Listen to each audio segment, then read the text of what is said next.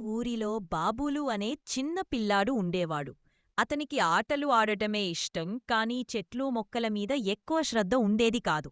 ఒకరోజు అతని తాతయ్య అతనికి ఒక చిన్న విత్తనమిచ్చాడు. తాతయ్య చెప్పాడు, బాబూ, దీన్ని నాటితే అది నీకు మిత్రుడిలా పెరుగుతుంది.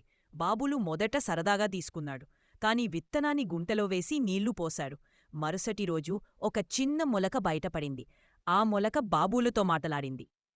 నన్ను నీరు పోసి జాగ్రత్తగా చూసుకుంటే నేను నీకు నీడ, పండ్లు, ఆక్సిజన్ ఇస్తాను అంది. బాబులు ఆశ్చర్యపోయాడు. ఆ రోజే అతను అర్థం చేసుకున్నాడు, మొక్కలు మన జీవితానికి ఎంత అవసరమో. అతను ప్రతిరోజూ నీళ్లు పోశాడు. ఆ మొక్క పెరిగి పెద్ద చెట్టయింది. చెట్టు బాబులుతో చెప్పింది, నేను నీ మిత్రుడిని. నన్నులాంటి చెట్లను నాటితే నీ ఊరు చల్లగా, ఆరోగ్యంగా ఉంటుంది. బాబూలు ఆనందంగా తన స్నేహితులందరితో చెట్లను నాటాడు. అలా ఆ ఊరు పచ్చగా మారింది.